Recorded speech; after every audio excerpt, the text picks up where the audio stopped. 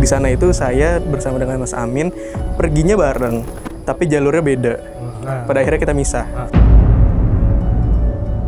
Amin langsung ke atas aja lah, karena Amin udah tua ya, jadi langsung Oke. langsung ke atas loh. Ngapain dari bawah tek itu buat Ali, dia masih muda.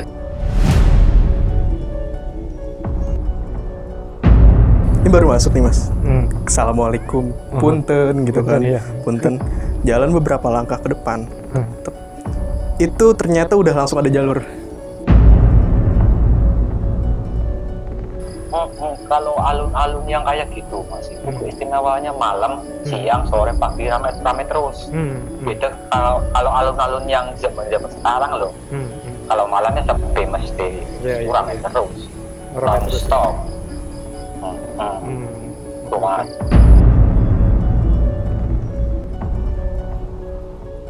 Alun-alun itu ketika saya mulai masuk itu taman Mas.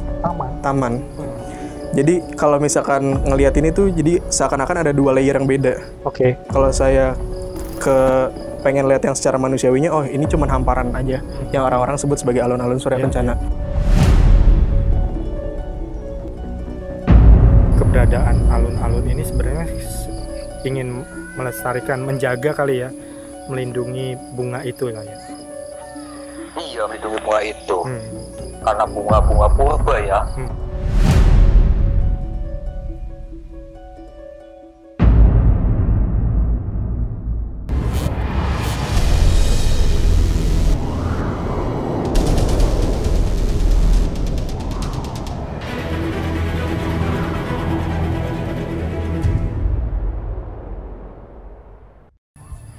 Assalamualaikum warahmatullahi wabarakatuh.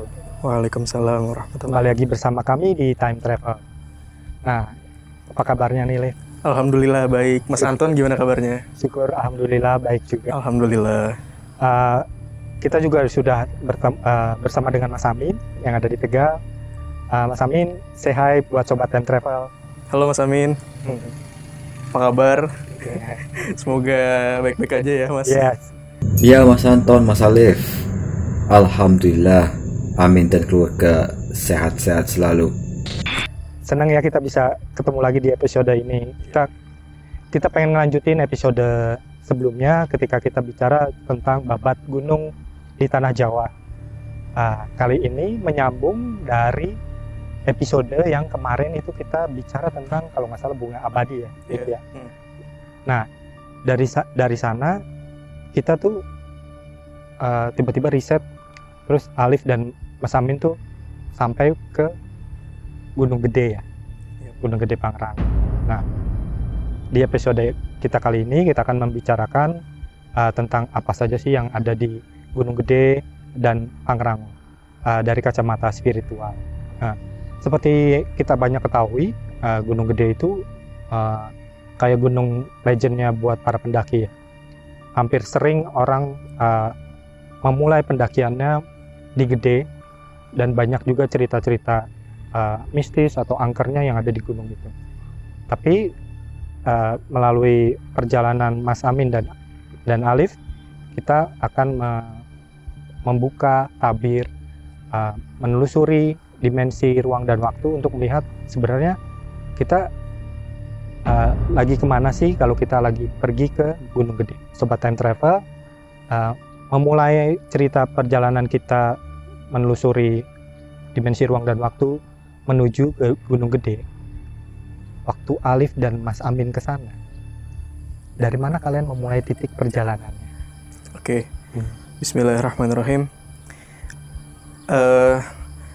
Di episode sebelumnya kita ini intermezzo dulu ya kali ya Mas. Sedikit mereview dulu intermezzo dulu sebelum kita mulai perjalanannya. Di episode sebelumnya kita sempat ngebahas tentang bunga abadi, dan sekarang kesempatan kita untuk menceritakan itu lebih detail lagi, lebih dalam, di mana letaknya dan sebagainya. Kemudian berbicara tentang perjalanan ke Gunung Gede, Gunung Pangrango bersama dengan Mas Amin. Mungkin perjalanan kita saya dengan Mas Amin itu sama seperti perjalanan saya dengan Mas Amin ke Gunung Slamet. Episode Samarantu. Iya betul. Gitu. Mungkin sobat time travel yang udah nonton episode Samarantu akan mendengar statement dari saya bahwa di sana itu saya bersama dengan Mas Amin perginya bareng, tapi jalurnya beda. Pada akhirnya kita misah. Sama di Gunung Gede, saya dengan Mas Amin itu misah Mas jalannya, misah. Okay. Mas Amin ke sisi satu, saya ke sisi yang lainnya lagi. Gitu. Nah kalau dari cerita Alif memulainya perjalanan di Gunung Gede itu di mana? Dari mana? Pertama kali saya ke Gunung Gede, dan lagi-lagi perlu saya kasih informasi sedikit bahwa yang kesana itu bukan fisik ya Mas, bukan Alifnya. tapi secara spirit lah gitu. Sebenarnya saya nggak tahu titik lokasinya itu di mana. Kalau di dunia nyatanya ya, saya nggak tahu namanya apa, saya nggak tahu itu di jalur apa, di jalur pendakian yang sebelah mana saya nggak tahu. Tapi yang pasti saya mulai itu saya ngerasa kalau dari batin saya tuh ini kayaknya kaki gunungnya. Kenapa? Karena kalau saya nengok ke belakang itu udah kelihatan perumahan, rumah-rumah warga lah gitu, pemukiman ya, walaupun nggak padat gitu. Nah, lama-lama kan jalannya naik ya, kalau misalkan ke arah sana, dan itu udah langsung hutan gitu, udah langsung hutan lebat gitu, dan kelihatannya memang hutan lebat. Bahkan saya nggak ngelihat ada jalur pendakian. Berarti memang benar-benar hutan yang alami lah itu istilahnya. Belum ada orang yang menjamak kali gitu. Iya, ini apa yang saya alami langsung ya secara spiritnya. Jadi saya sejauh mata memandang ke kanan, ke kiri, ke depan, saya nggak ngelihat ada jalanan pendaki, jalan setapak dan kayak gitu sih Mas. Terus akhirnya saya mulai perjalanan, saya nyusurin itu hutan, saya naik gitu kan, jalan kaki. Terus kan kalau namanya perjalanan spirit itu agak beda ya Mas sebenarnya dibanding kita ngalamin langsung gitu secara physically-nya. Nah, sepanjang saya nyusurin hutan itu, langkah demi langkah, dan dimensi waktunya itu kan agak berbeda sebenarnya. Walaupun saya kesana itu tuh siang hari gitu. Nah, ini sebenarnya dari sisinya Mas Amin tuh udah nggak tahu kemana.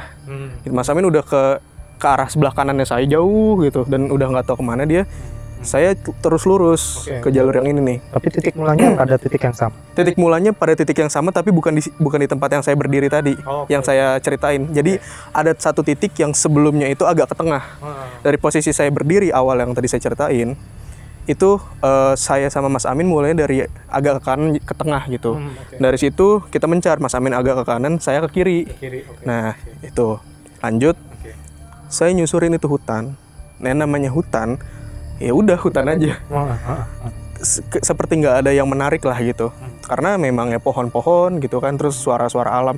Semakin dalam itu kan semakin naik, dan jalurnya itu ya bukan jalur normal, bukan jalur yang manusiawi lah, bukan jalur yang pendakian itu, karena memang saya seolah-olah memang saya megang batang pohon ya, terus naik gitu, dan kayak merangkak, sesekali merangkak gitu. Kalau secara physically-nya digambarkan seperti itu, tapi kalau secara spiritnya kan beda. Saya nyusurin terus, makin lama makin naik, sampai ada titik di mana saya ngelihat kok ini kayak ada satu pos. Saya nyebut, mungkin orang lain bisa nyebut pos, tapi kalau saya pribadi, saya nyebutnya itu semacam gapura, atau mungkin bisa dibilang bahasa kerennya gerbang. Gitu. Bentuknya kayak gimana? Yang saya lihat itu bentuknya dari bambu, cuman dari bambu, dan itu cuman sebagai penanda aja gitu. Dari ada bambu yang diikat, mungkin pakai tali apa nggak tahu, atau pakai rotan atau apa, saya nggak tahu. Terus ada bambu lagi di satu sisi yang lain. Jadi memang seakan-akan lebarnya tuh mungkin bisa muat 4 orang gitu. Kalau orang berdiri di situ dijajarin tuh 4 orang. Gitu, nggak terlalu lebar dan nggak terlalu kecil juga. Itu cuman ya begitulah, kayak gapura. Nah kalau misalnya Alif bisa bicara kalau itu adalah sebagai penanda, itu mau menandakan apa? Nggak tahu. Pada saat itu saya nggak tahu, karena kan saya jalan sendirian Mas, dan itu siang hari gitu. Walaupun di dalam hutan, tapi mungkin saya ngerasa itu masih agak di bawah ya. Agak di bawah, belum sampai atas banget. Belum tengah juga. Jadi sinar matahari itu masih tembus dan cukup terang gitu. Bukan yang lebat banget gitu, enggak sih. Akhirnya saya masuk ke si gapura itu atau gerbang itu. Saya masuk, itu hawanya udah beda. Perbedaannya apa ya? Perbedaannya. Jadi sebenarnya pas masuk saya ngelihat ini baru masuk nih mas. Assalamualaikum, punten gitu kan. Punten. Jalan beberapa langkah ke depan. Itu ternyata udah langsung ada jalur. Begitu aja. Tadinya jadi tapi transisinya tuh hampir nggak ada. Halus banget. Yang tadinya tuh ya hutan belantara. Lama-lama naik itu tapi jadi kayak ada jalur gitu mas. Membelah gitu ya. Membelah ada kayak ada jalan. Iya ada jalanan gitu yang memang ada arahnya. Oke. Gitu. Dan kanan kiri saya lihat itu ada orang. Ada orang. Gitu. Yang awal mulai saya masuk si gerbang itu mulai saya ngelihat ada sepasang prajurit di gerbang itu. Di belakang gerbangnya. Di depan gerbang saya nggak ngelihat. Ternyata di belakang ada gitu. Mereka tuh masing-masing lagi madep ke sini. Yang sebelah kanan madep ke kiri, yang sebelah kiri madep ke kanan. Gitu. Jadi saya masuk, mereka di antara saya itu. Saya assalamualaikum, punten gitu. Saya masuk, mereka cuman senyum aja dan nggak ada respon apa-apa gitu. Oh jadi saya ngerasa mungkin ini dipersilakan masuk kali, boleh gitu, diizinkan. Ya udah akhirnya saya jalan dan itu mulai kelihatan ada jalur dan itu cukup lebar jalurnya, walaupun itu di tengah hutan belantara itu ya mas. Di tengah hutan itu. Berarti itu sosok pertama yang Alif lihat saat mulai pendakian Gunung Gede itu. Yang itu dari mulai penjaga itu. Iya. Singkat cerita, saya nyusurin hutan Gunung Gede itu. Makin lama makin kedengaran suara aneh-aneh. Saya nggak tahu itu suara apa. Ada suara kayak auman mungkin si macan kali ya, atau singa kayak gitu-gitulah. Ada suara yang model-model anak-anak kecil. Ada suara model-model kayak beruang juga. Ada model suara-suara perempuan lagi cekikikan, ada lagi ngobrol, riuh, lama-lama riuh gitu. Kayak ada kehidupan yang besar di situ. Saya juga nggak tahu. Nah, ternyata kalau saya amatin, di tiap pohon itu ada. Nah, mungkin itu akhirnya, jadi pada saat itu saya mikir, jangan-jangan ini wilayah yang orang sebut sebagai angkernya kali ya, angkernya Gunung Gede. Oke, kita nggak usah berlama-lama di situ. Singkat cerita, terus saya nyusurin itu, pokoknya saya cuma ngikutin si jalur itu aja, ya kan. Sampai akhirnya ada satu titik di mana ternyata ada lagi gapura kedua. Gapura kedua. Gitu, gapura atau gerbang kedua. Gitu. Modelnya mirip-mirip lah. Saya masuk lagi. Hawanya makin beda, Mas. Alif, aku kan ngebayanginnya ketika Alif jalan di sana itu kan ini landai atau dia menanjak? Menanjak, Mas. Tetap menanjak. Menanjak tapi rasanya kayak landai. Padahal di awal perjalanan saya mulai ngedaki itu nanjak, terjal lah. Kelihatannya memang terjal. Tapi kok ketika udah masuk si gerbang pertama itu, gapura pertama, dia rasanya tuh, kalau saya ngerasa jalan landai. Padahal kalau dilihat turunan gitu, terjal. Gitu. Nah, terus saya masuk gapura kedua. Terus hawanya makin beda. Itu merinding. Badan tuh merinding. Wah, ada yang nggak beres nih, jangan-jangan gitu kan. Semakin masuk, di situ saya kaget. Kenapa? Di setiap sudut-sudut pohon, hampir setiap sudut pohon, dari kejauhan saya lihat itu ada makhluk-makhluk gede gitu. Kalau tadi mungkin saya baru lihat yang prajurit, terus ada suara-suara. Sebenarnya juga ada sosok-sosok yang di pohon-pohon segala macam gitu ya, model-model kayak perempuan-perempuan, anak-anak kecil gitu-gitu. Nah, di yang setelah gapura kedua itu saya ngeliat ada sosok-sosok besar yang ada bulu-bulunya gitu, yang berdiri tapi yang gede-gede banget, dan tingginya tuh ya ibaratnya di pohon kan tinggi-tinggi ya, di hutan dia mungkin setengahnya lah, setengah dari pohon itu yang gede-gede, dan ada yang tanduk-tanduk segala macam, dan itu banyak banget. Itu jadi kayak perkampungan nggak sih? Maksudnya perkampungan, jadi dia ada aktivitasnya. Jadi yang kita lihat tuh apa ya, benar-benar kayak ada aktivitas gitu, enggak? mungkin bisa dibilang ada aktivitas secara dunianya mereka. Tapi kan saya nggak fokus. Iya, yang saya lihat itu ketika lagi jalan ternyata ada penyambutan itulah seakan-akan dari mereka gitu.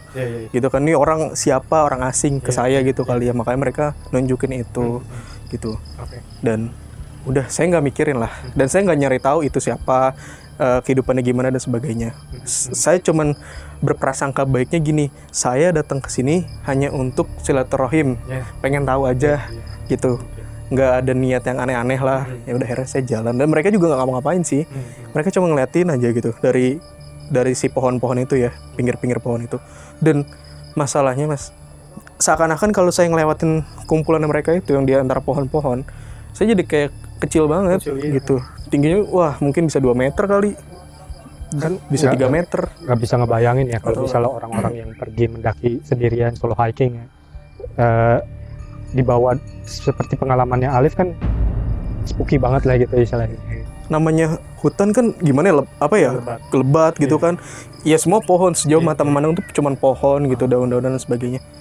Ternyata di sela-sela itu pada gerak ada macan.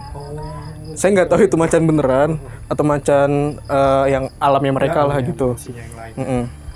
Itu macannya warnanya apa? Ya warna macan biasa lah, yang loreng itu orange hitam.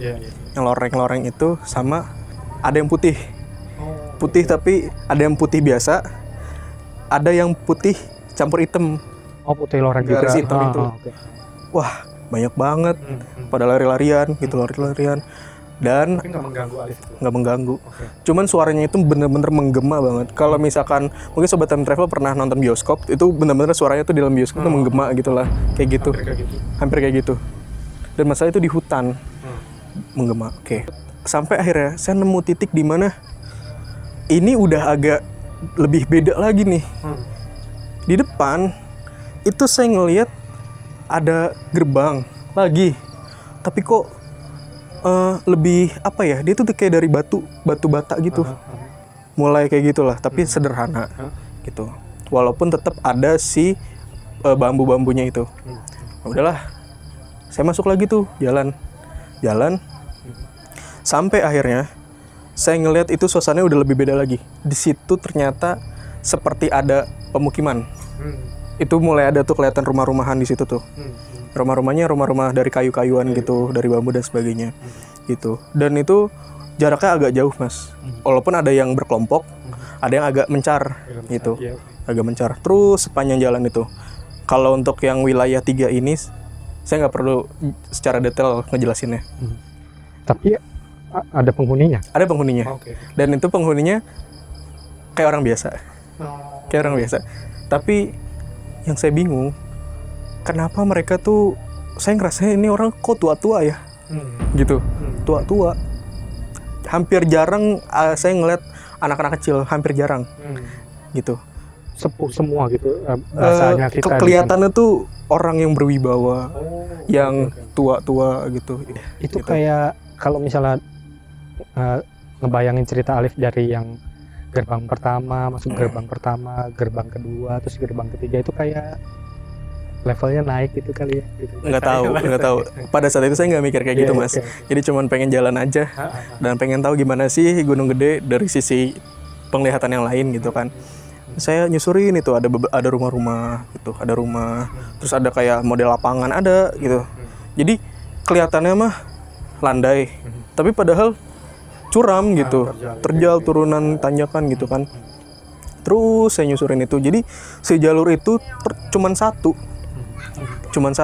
Entah orang lain bisa ngelihat ada jalur itu, atau memang itu nggak ada sebenarnya jalur itu. Ngerti nggak Mas maksudnya? Oke. Singkat cerita, saya terus naik sampai hawanya tuh udah lebih cool down, lebih tenang, lebih relax, dan bener-bener hawa sejuk gunungnya tuh udah makin berasa enak lah, bukan yang kayak ada tekanan atau gimana segala macam. Saya ngeliat di depan itu cuman ada batu. Jadi di depan pohon itu ada 2 pohon. Di depan pohon itu ada batu. Gitu. Saya nggak tahu itu batu apa. Dan beda sama yang sebelumnya, nggak ada gerbang lagi. Saya ngelewatin situ. Cuma gini doang nih, maju, udah beda banget suasananya dari yang sebelumnya. Saya mundur lagi, balik lagi suasana yang kayak tadi. Oh, dicobain, dites, bolak-balik. Iya. Bagaimana sensasi Saya nyobain tuh 2 peralihannya ya? Satu, beda. Balik lagi.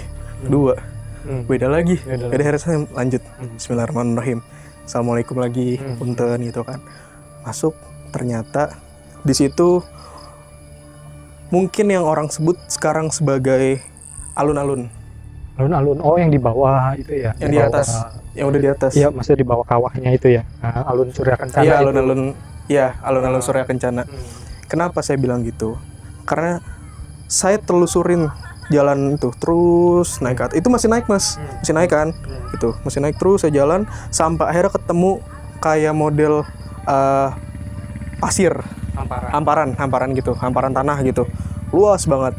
Walaupun di sana ada naik lagi, ada hutan lagi. Wah, jangan-jangan ini yang orang sebut sebagai alun-alun Surya Kencana di Gunung Gede.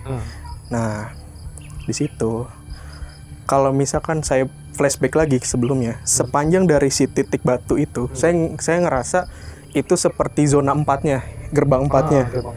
Nah, sepanjang perjalanan saya ngelihat ada bunga-bungaan. Gitu. Ada bunga-bungaan. Nah, saya nggak tahu apakah ini bunga benerannya atau bunga yang di alam lainnya, gitu. Saya nggak tahu kan. Saya nggak tahu persisnya gimana. Nah, udah habis itu saya naik, ya ketemu yang tadi, yang orang, saya ngira itu alun-alun itu, yang orang bilang alun-alun. Nah, ternyata sebelah sana tuh hutan. Nah, sebelah sana tuh hamparannya masih luas. Jangan-jangan saya ngelewatin jalur yang beda itu. Karena pada saat saya daki, pada saat saya naik, saya ngeliat ada orang di sebelah sana. Oh, berarti kanan kiri alif itu udah hamparan gitu ya, istilahnya gitu. Iya. Tapi sebelah kiri saya tuh lebih deket ke hutan lagi. Sebelah sana tuh hamparan masih jauh banget gitu. Oh, dari gunung yang seberang ini dong berarti. Saya nggak tahu, makanya saya nggak tahu itu jalur yang mana. Saya ngeliat di sebelah sana tuh ada orang dan ada pendaki. Saya dari cakrawala yang jauh itu, saya ngeliat itu ada orang tuh, kecil kan, gitu, karena jauh. Wah, saya perhatiin lagi, itu pendaki. Ada beberapa orang, gitu. Saya nyari Mas Amin nggak ada lagi.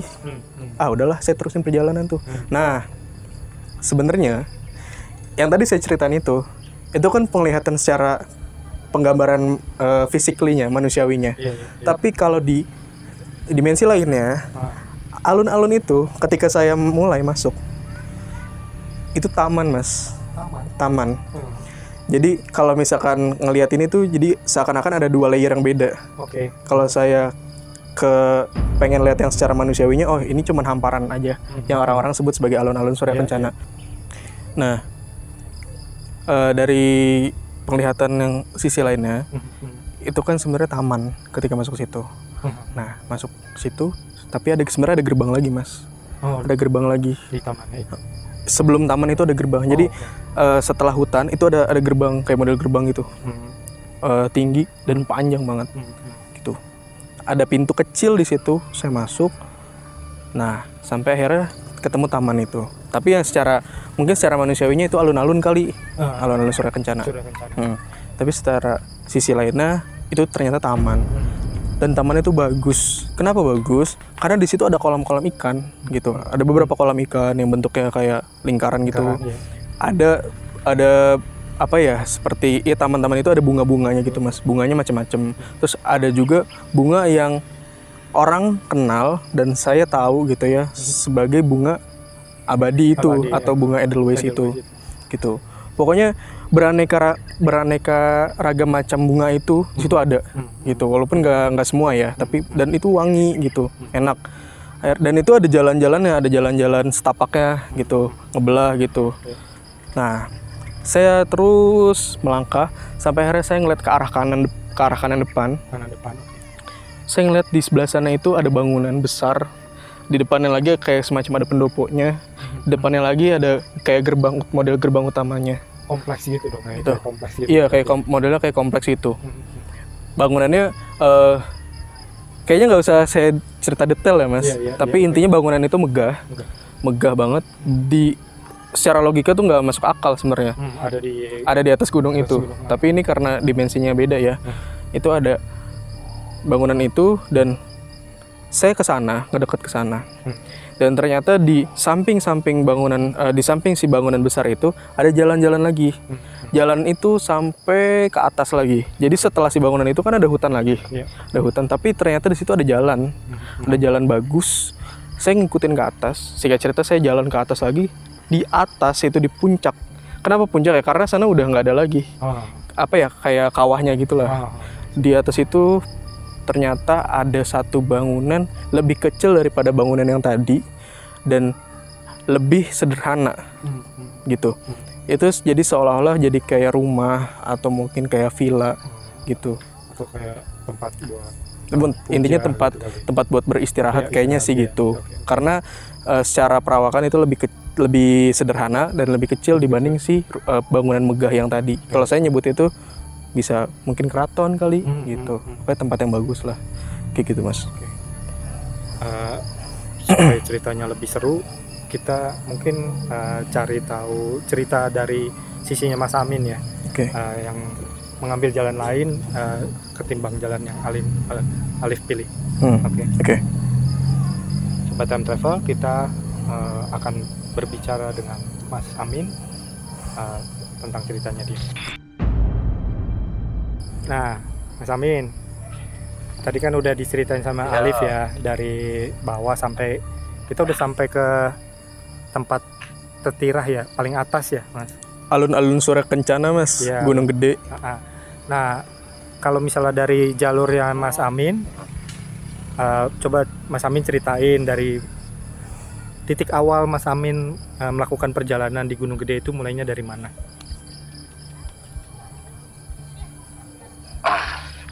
Jadi begini Mas Alif, Mas Anton ya.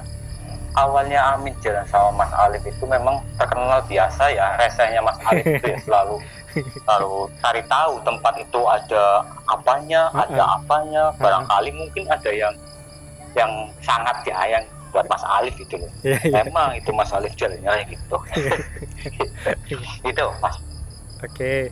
Jadi Amin jalan ke sana itu memang penuh dengan kesan yang sangat spiritual dan yang asik dan alamiahnya ya.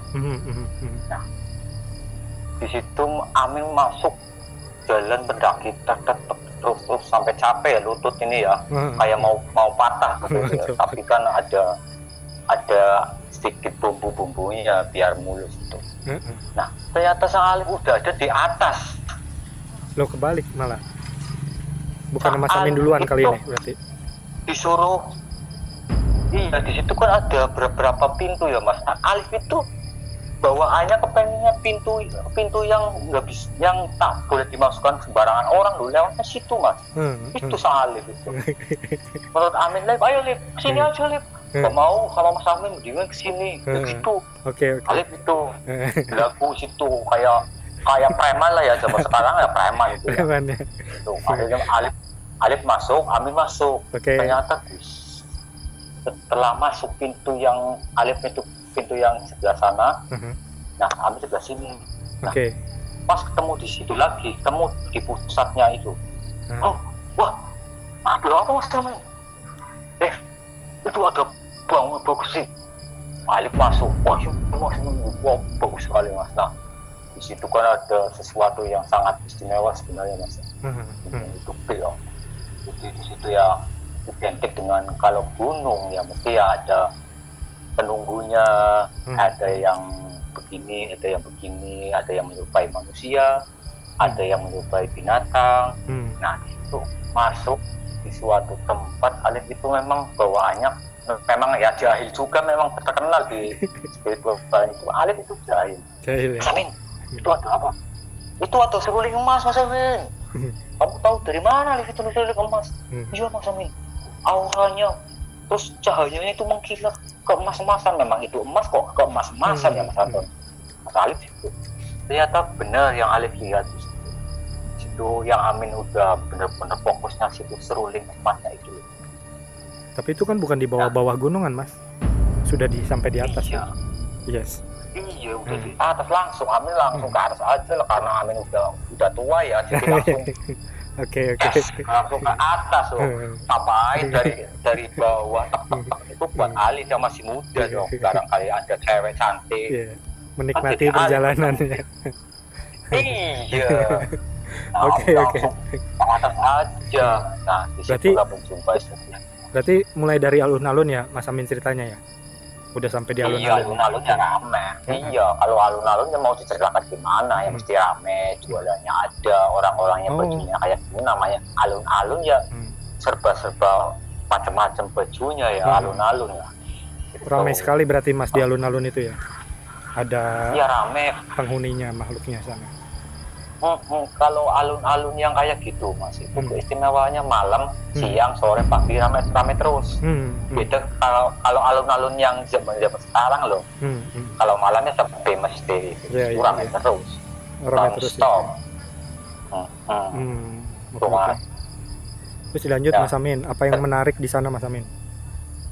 Nah, yang Amin di situ deket di seruling itu, Alif biasa tangannya jahil memang ya, jangan pegang Lip, kamu jangan pegang dulu, kamu harus puasa dulu, mandi dulu karena di pemandian itu yang air untuk suci. Ya biasa main orang krungu, kupingnya gitu. Gitu, seolah-olah nggak dengar lah telinganya gitu. Amin pegang, Alif mau megang jangan dulu, kamu belum bisa itu. Sebenarnya Alif bisa. Pastinya ngerjain Alif tuh. Mas Amin masih bercanda aja di sana ya. Ya haruslah, masa perjalanan jauh kayak gitu nggak bercanda, capek nanti. Iya, capek ya. Iya, terus Amin coba pegang, terus mau tak tiup Mas, ternyata muncul sosok bahwa itu seruling yang kayak itulah ya yang nggak pantas diceritakan sih ya, seruling milik beliau tapi cuma ditaruh situ. Nanti kalau suatu saat saya ke situ baru saya pegang lagi itu. Yang Amin senang di situ perjalanan itu. Nah itulah sebabnya Amin suka bertualang sama Alif. Sebab sang Alif itu buat menguras kecapean itu biar hilang itu. Biar hilang, iya. Iya. Kan di alun-alun Mas, sebenarnya Amin mau menunjukin buat Alif biar deket ya, gandengan apa ya. Mesti ya nggak itu. Jadinya ya udahlah nanti buat Amin aja kalau ke situ lagi kayak gitu. Itu Mas, itulah perjalanan Amin sama Mas Alif, Mas Anton. Mas Amin, itu kan tadi kan Alif kan cerita ya di alun-alun itu kan dia ketemu ada bunga abadi ya. Nah, ya. Menyambung benang merah kita dengan episode sebelumnya yang ada di Danau Purba Bandung. Apakah keberadaannya itu kemudian pindah di sana, Mas? Begini ya, Mas. Kenapa dari danau itu pindah ke atas? Nah, karena jadi beliau itu udah antisipasi bahwa suatu saat nanti danau inilah yang akan ramai dan mungkin bunga itu akan diburu atau dipetik seseorang yang kayak gitu. Jadi beliau udah antisipasi langsung ditaruh di atas. Nah, pengen taruh atasnya caranya gimana, Mas? Pengen tahu, Mas? Boleh. Nah, kalau dibolehkan. Harus boleh. Jadi beliau melingkar duduk. Nah, berapa kayak tokoh ulama di situ ya, kayak yang lumayan ilmunya duduk melingkar terus sambil doa, terus sekejap bunga itu pindah ke atas, gitu Mas. Gitu. Jadi mungkin pengen tahu? Terus Mas. Ya yang tahu apa? Nah, jadi mungkin kalau mereka lihat warnanya bunga itu warnanya pink atau jarang oranye ya, pink tua. Iya. Nah, pink tua itu tangkainya itu putih. Nah, itu masih kelabuan dalam arti bunga yang benar-benar bunga di situ itu yang disembunyikan itu loh, Mas. Jadi kalau orang yang memetik di situ bunga itu seolah-olah bunga itu padahal bukan gitu loh, Mas. Oke. Ya. Nah, berarti kan keberadaan alun-alun ini sebenarnya ingin melestarikan, menjaga kali ya, melindungi bunga itu lah ya. Iya, melindungi bunga itu. karena bunga-bunga purba ya, peninggalan dewa dewi itu. Nah, Mas Amin, orang kan kalau misalnya mau menamakan satu wilayah kan tuh ada namanya toponimi. Toponimi itu adalah penamaan wilayah berdasarkan nama tokoh atau peristiwa atau kejadian yang terjadi di masa lalu. Nah, kan kita tahu alun-alun itu kan alun-alun Surya Kencana ya, Mas Amin. Ya, apakah benar itu keberadaannya yang Surya Kencana di sana untuk menjaga bunga itu juga gitu? Keberadaan alun-alun dan kompleks keraton yang tadi Alif sudah ceritakan itu untuk menjaga bunga itu. Sebenarnya ya kalau memang itu mustika atau senjata mustika apa perisai atau apa itu memang harus dijaga kayak gitu Mas. Jadi bertahap. Nanti suatu ada yang mau pengen lihat nanti ketemu keraton, nanti ketemu ini dulu. Ya langsung ketemu bunga tersebut Mas gitu Mas. Memang Surya Kencana memang melindungi karena itu bunga yang purba yang sangat peninggalan dahulu ya, terdahulu, jadi harus dijaga itu Mas. Kalau dari penglihatan Mas Amin, kalau ada pendaki yang ke sana terus dia metik tuh orang metik bunga tersebut yang sebenarnya nggak boleh dipetik, akibatnya apa Mas? Subhanallah, itu ya Liv, memang ada pantangannya sebenarnya ya. Jadi kalau bunga peninggalan yang penuh dengan keistimewaan, kesucian itu jangan mudah dipetik gitu loh. Jadi nanti suatu saat kalau dipetik itu akan jadi salah satunya, contoh aja itu wabah. Ya Liv. Jadi wabah itu. Oke. Itu Liv. Itu Mas Anto. Berarti intinya barang siapa yang ngambil atau metik tanpa izin gitu ya bunga tersebut, pasti dia akan kena sesuatu gitu ya Mas, musibah atau apapun itu ya. Ada resikonya. Iya, karena musibah. Oke. Aku pikir sampai di sini dulu deh cerita kita tentang Babat Gunung Gede ya. Kita akan lanjutkan cerita-cerita kita yang lain Mas Amin, ke tempat-tempat yang menarik lainnya, entah gunung-gunung, entah laut, entah yang lain. Sampai ketemu lagi di lain kesempatan Mas Amin. Terima kasih. Terima kasih banyak Mas Amin. Ya, sama-sama Mas Alif, Mas Anton. Assalamualaikum warahmatullahi wabarakatuh. Waalaikumsalam warahmatullahi wabarakatuh. Nah, Sobat Time Travel, sampai di sini dulu cerita kita, perjalanan kita menuju Gunung Gede dan menunjukkan korelasinya Danau Bandung Purba dengan Gunung Gede saat ini. Biar bagaimanapun ada satu hal yang perlu kita jaga dari alam yang diberikan oleh Gunung Gede, terutama bagi para pendaki, supaya kita bisa mendapatkan manfaat berkahnya kita naik gunung, kita mendapatkan keindahan alam dan sebagainya. Semoga tayangan kita kali ini bermanfaat buat seluruh orang. Tetap dukung channel kami. Tunggu dulu Mas. Apa tuh? Ada pesan. Oke, boleh. Jadi gini. Bismillahirrahmanirrahim.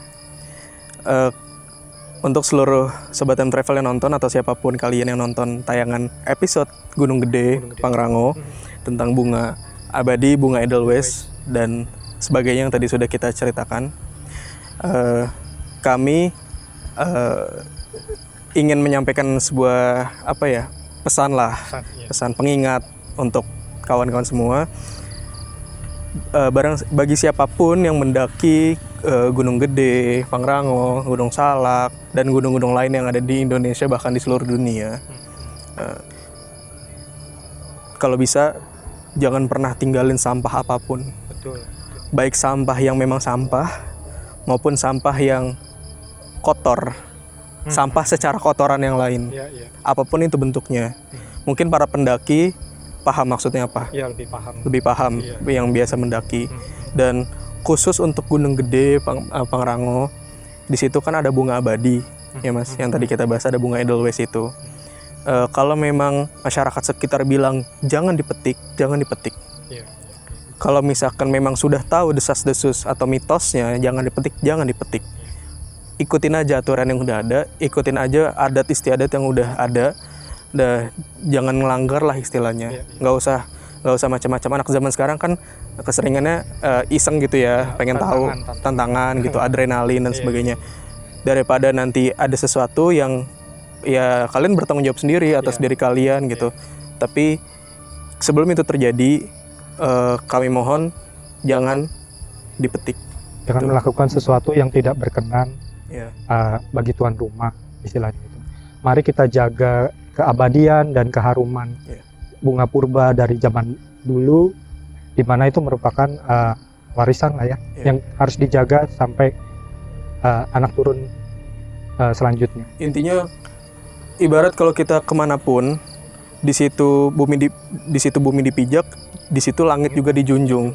Kita masuk ke rumah orang, pasti kan harus ada sopan santun, tata krama dan izin sebagainya. Ya semacam itulah, sama juga gitu. Kalau kita naik gunung atau ke tempat alam yang lain juga.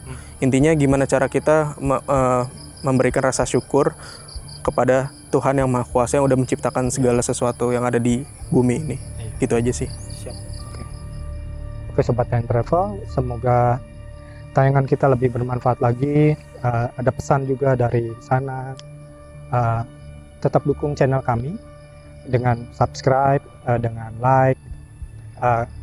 Tulis komentar kalian kalau kalian mengira cerita yang kami sampaikan ini ada versi yang lainnya, atau menurut teman-teman ada masukan atau ada yang lain. Atau mungkin bagi para pendaki-pendaki mungkin yang pengen sharing pengalamannya, betul. Bisa isi komentar di bawah, atau mungkin kalau misalkan mau collab atau mau cerita dan sebagainya, silakan komentar di bawah. Kita buka kesempatan untuk sharing-sharing cerita ya Mas. Untuk kita nyari sedulur untuk bisa sama-sama cerita tentang hal-hal yang semacam ini. Oke, Sobat Time Travel, bagikan tayangan ini jika menurut kalian ini penting untuk sanak keluarga, untuk teman dan sahabat yang lain. Sampai di sini perjumpaan kita. Wassalamualaikum warahmatullahi wabarakatuh.